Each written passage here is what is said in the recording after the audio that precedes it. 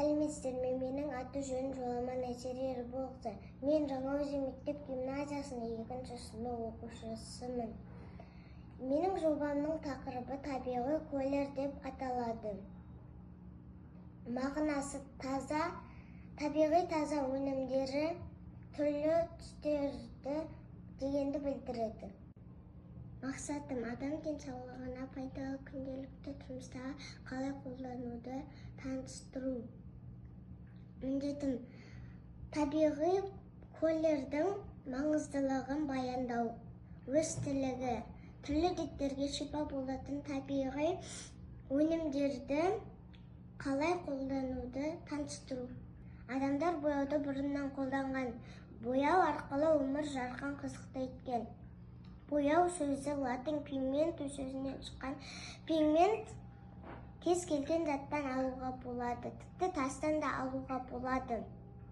Адам өмірінде өсімдіктердің атқаратын рөлі зор. Ол адамға дәрі-дәрмек тамақ береді. Табиғи минералдармен қатар адамдар бояуын анардан, жаңғақ қабығы, пияз қабығы, күлгін қырыққабат, авокадо жапырағы, тағы басқа сәбіз бүлдірген, көкөніс мен жеміс, тағы басқа сияқты тамыр мен жапырақтарын, сабақтарын, тамырларын қайнату арқылы алады. Көбіне кондитерден қара жүзім, шие, қарақатан, сусын, кремдерге қолдануға болады. Әр бала сурет салғанды ұнатады. Ол үшін бізге қажет бояулар. Сіздер бояулар неден де салатын білесіңдер ме? Мен сол сұраққа жауап берейін. Біз жемістерден, көкөністерден және өсімдіктерден аламыз. Апельсин мен сәбізден біз сары түс аламыз. Гранаттан біз қызыл түс аламыз және өсімдік. Сары розадан сары түс аламыз, қызыл түстен қызыл түс аламыз. Қызыл түс алу үшін біз розаның жапырақтарын алып кептіреміз. Ұнтап біз су қосамыз және кукурузный крахмал қосамыз. Сары розада дәл солай істейміз. Ал шпинаттан біз жасыл түс аламыз. Біз кептіріп духовкада, сосын ұнтатып аламыз, сосын су қосамыз, сосын кукурузный крахмал қосамыз. Сөйтіп бір жасыл түс аламыз. Нәтиже күнделікті тұрмыста зиянсыз бояуларды қолдануға кеңес беремін. Ол балаларға зиянсыз келтіреді. Ал химиялық қоспалармен ол өте зиян келтіреді балалар. Ұсынышым жеміс жидектерді біз духовкаға салып, кептіріп алып, ұнтақтап, специальный ауа кірмейтін коробкаға салып, кез келген уақытта біз тамаққа сала аламыз. Осылай біз экспорттап шетелдерге арзан бағаға жіберсек, бұл өте пайдалы болар еді.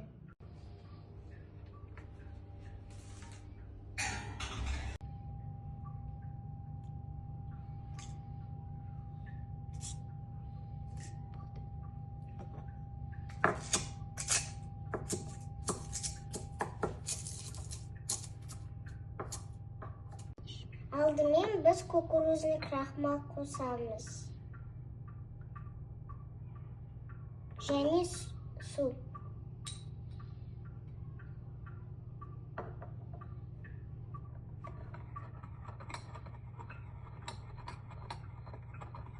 Жағдайында бояу жасау үшін маған керек заттар: уатылған үгіл, куркума, паприка, ұнтақталған бор қажет болады. Біз паприка мен сұйық майды қоссақ, болған қызыл түс шығады. Ал куркума мен сұйық майды қоссақ, сары түс шығады. Ұнтақталған уголь мен сұйық клейді қоссақ, қара түс шығады. Ұнтақталған бор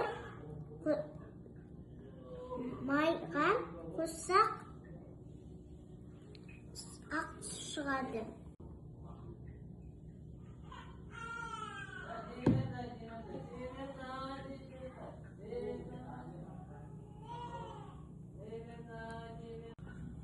Біз дейтін сұйық май күркумаға қосамыз.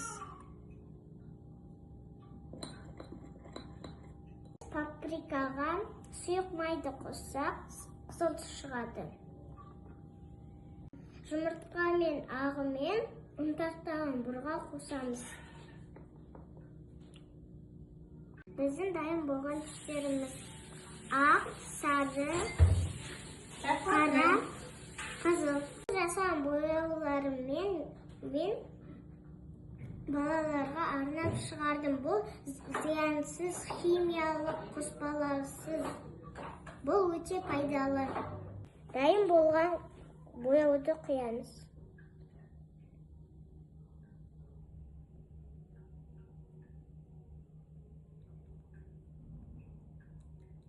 Нәтижесінде мен ұнтақталған бұрдан мен ақ түс алдым. Шпинаттан мен жасыл түс алдым.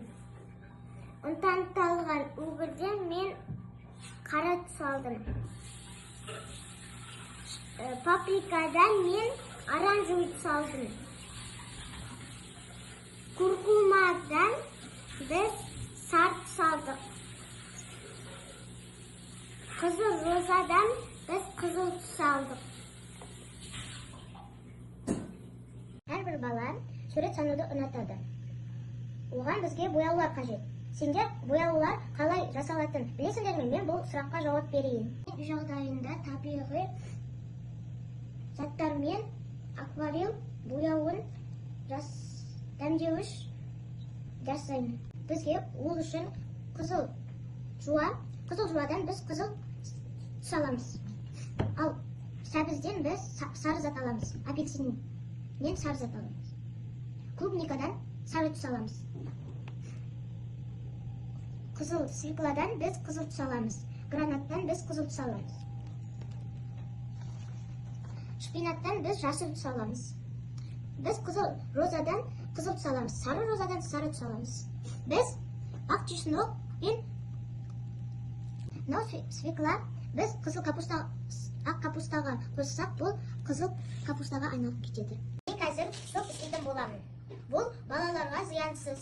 Апельсинда С витамин, ал морковьта бой өсіретін витамин.